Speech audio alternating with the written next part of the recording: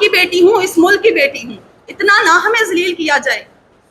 मेरी अपनी स्टडी, मैं आगे कोई अपना सोच नहीं सकती हूँ, मैं दूसरी सिटी जाके जॉब नहीं कर सकती हूँ। मेरे माँ बाप ने मेहनत से मुझे पढ़ाया है। 1 साल से मैं एक जगह पे रुकी हुई हूँ सिर्फ एक अपने भाई के लिए।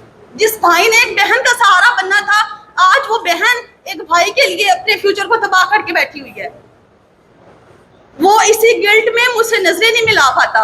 मैं जब भी स्टडी के हवाले से बात करती हूँ कि मैंने फर्दर अपना ये करना है, वो इतना गिल्टी है, कुछ ना करते हुए भी वो गिल्टी है। मैं एमफिल स्कॉलर हूँ, आगे मैंने पीएचडी के लिए अप्लाई करना है। मैं कोई जॉब नहीं कर सकती हूँ, हम कोई लैंडलॉर्ड नहीं है, हम मिडिल क्लास फैमिलीज हैं। हमारे बच्चों ने हमारे ऊपर इन्वेस्ट किया, तो अब हमारे ऊपर जिम्मेदारी बनती है कि हम उन्हें कुछ पे बैक करें, लेकिन हम कुछ नहीं कर पा रहे हैं। तो क्या हमारे माँ बाप को कुछ, मतलब वो तो हैं जो कुछ बर्दाश्त कर रहे हैं, मैं अपने माँ बाप को मजीद कोई इस तरह की परेशानी नहीं दे सकती हूँ। इसलिए मैं अपील ही कर सकती हूँ आप लोगों से, चीफ जस्टिस साहब से, कि काइंडली इस केस को जल्दी डिसाइड किया जाए, कोई बेंच बनाएं, कुछ इस हवाले से इस बात को आगे बढ़ाएं। हमारी हिम्मत अब खत्म हो रही है।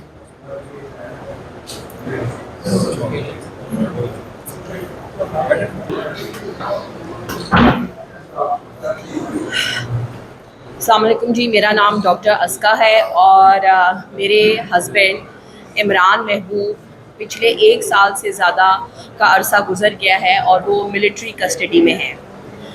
मेरे हस्बैंड एक प्रोफेशनल और एक इंतहाई मुहिब्बे वतन शख्स 1 साल से ज़्यादा का अरसा अपने नाकर्दा गुनाहों की सज़ा काट रहे हैं मिलिट्री कस्टडी के अंदर। उनको 13 मई को अपने काम के जगह से उठाया गया और आज दिन तक वो बिहाइंड बार्स हैं। वो 9 मई को एक पीसफुल प्रोटेस्ट में शामिल होने गए थे। वो किसी किस्म के जलाओ घिराव, किसी तोड़ फोड़, किसी चीज़ के अंदर ना तो वो मुलव्विस थे, ना उनके ऊपर ऐसा कोई चार्ज है। लेकिन इसके बावजूद उनको अभी तक पीछे जेल में रखा हुआ है। ये हमारी समझ से बाहर है। एक पीसफुल प्रोटेस्ट जिसका हक हमारा आइन हमें देता है, उसकी इतनी बड़ी सज़ा समझ से बाहर है। मैं जब भी उनको मिलने जाती हूँ तो वो ये कहते हैं कि मैं अपनी रियासत से ये एक्सपेक्ट नहीं करता था और ये डिज़र्व नहीं करता था कि मेरा जैसे बंदा, जो हम सारे वो लोग हैं जो वाइट कॉलर जॉब्स करते हैं, इस मुल्क की इकॉनमी में कंट्रीब्यूट करते हैं, हमारे साथ रियासत ये सलूक करेगी। मैं अब इससे तो जो आज हम सब फैमिलीज़ का एक मौक़िफ़ है कि सुप्रीम कोर्ट हमारे इस केस को आगे लेके चले। अक्टूबर 23 में एक फ़ैसला आ गया था कि सिविलियंस को आप नहीं ट्राई कर सकते मिलिट्री कोर्ट में, और वो फिर अपील में चला गया। तो अब अक्टूबर से लेके अब जून आने वाला है, 7 महीने गुजर गए हैं। क्या हम यही फ़ैसला एक अपील का ही नहीं कर पाए अब तक? आगे समर वेकेशंस आने वाली हैं। मेरी मुअज़्ज़ज़ जज साहिबान और स्पेशली हमारे चीफ जस्टिस से ये रिक्वेस्ट है कि इन समर वेकेशंस जो आपकी कोर्ट में आनी है, उससे पहले इस केस का फ़ैसला करें। आप लोग किस तरह छुट्टियों पे चले जाएंगे अपने बच्चों के साथ, जब आपको पता है कि 87 लोग इस वक्त मासूम हैं। ये सब लोग, उनको आपने साल से ज़्यादा जेलों में बिठाया हुआ है और उनको आगे कुछ नज़र नहीं आ रहा। ये सब प्रोफेशनल लोग हैं, पढ़े लिखे लोग हैं, ये सब productive members of the society हैं। ये नहीं डिज़र्व करते कि उनको दुश्मनों की तरह ट्रीट किया जाए। अगर उनने कुछ किया था तो, जो कि उन्हें नहीं किया है, लेकिन अगर है तो आप प्रूफ करें और आगे चलें। साल से आपने लिम्बो में रखा हुआ है, कोई डायरेक्शन नहीं है। ये this needs to be stopped.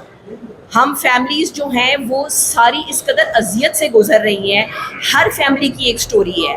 मेरी अपनी फैमिली में मेरे हस्बैंड के 2 बड़े भाइयों को इस सारी टेंशन की वजह से हार्ट अटैक हो गए। मैं एंटी डिप्रेशंस पे चली गई दवाइयों के ऊपर। जो मैं अपने हस्बैंड की बात करूँगी, आप उनका फ्यूचर तबाह कर दिया है। वो कल को निकलेंगे, उन्हें कौन जॉब देगा?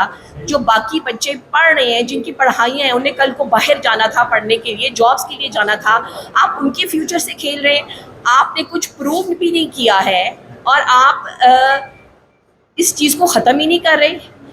देखिए, जो सुप्रीम कोर्ट हमारे फंडामेंटल राइट्स की हमारे। अस्सलाम वालेकुम, मेरा नाम कायनात फ़ारूक है। मेरे हस्बैंड को सियालकोट कैंट में रखा हुआ है। मोहम्मद फ़ारूक शमस उनका नाम है, हाफ़िज़ कुरान है वो।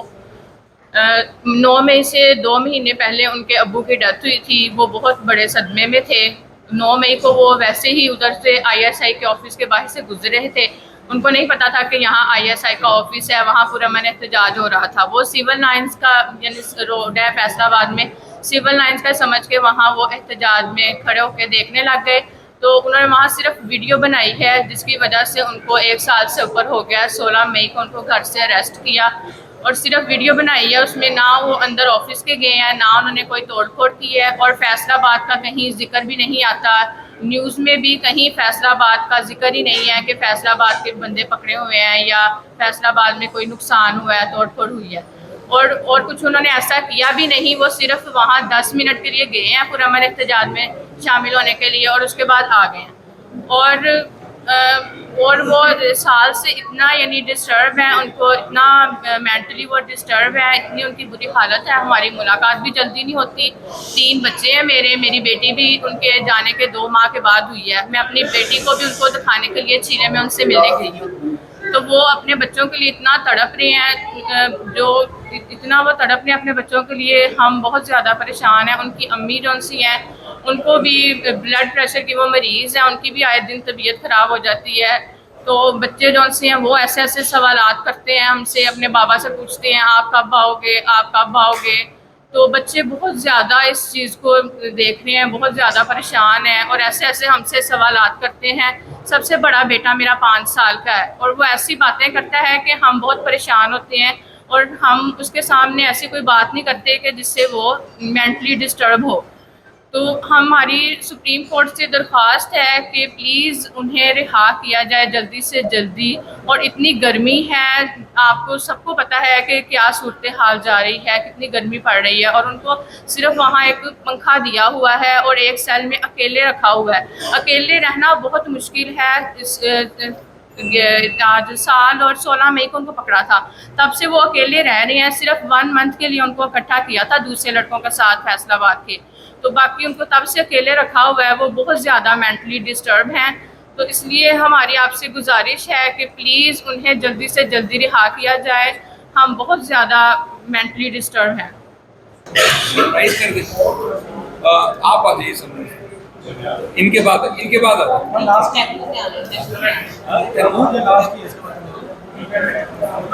अस्सलाम वालेकुम, मेरा नाम इकरा है और मेरे हस्बैंड मोहम्मद अली। मेरा नाम इकरा है और मेरे हस्बैंड मोहम्मद अली 1 साल से मिलिट्री कस्टडी में हैं। 16 मई को उनको पकड़ा गया है, जबकि 9 मई वाले दिन वो सिर्फ वहाँ पे गए थे।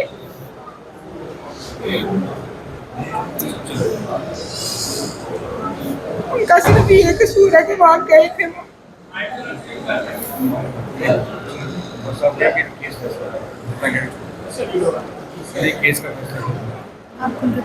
उन्होंने कुछ भी ऐसा नहीं किया, ना कोई प्रूफ है। अगर कोई प्रूफ है तो उनको कोई सजा दी जाए या रखा जाए। उन्होंने ऐसा कुछ भी नहीं किया, बल्कि जितने भी लोग हैं उन पे कोई भी ऐसा जो उनको रखा गया ऐसा उन्होंने कोई जुर्म नहीं किया। इसलिए उनको नाजायज़ सज़ा मिल रही है। तो हमारी चीफ जस्टिस साहब से रिक्वेस्ट है कि सबके हक में बेहतर फैसला करें छुट्टियों से पहले।